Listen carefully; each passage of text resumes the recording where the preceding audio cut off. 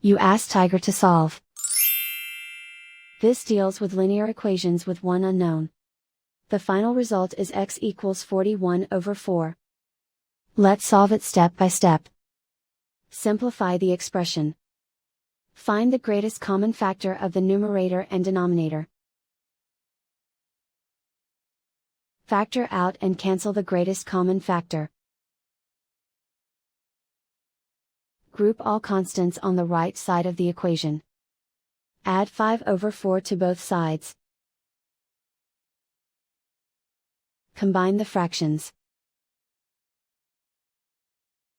Combine the numerators. Reduce the zero numerator.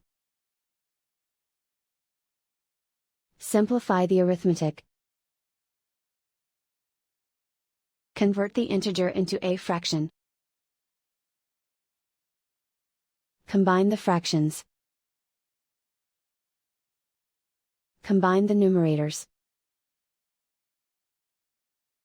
And so the final result is x equals 41/4.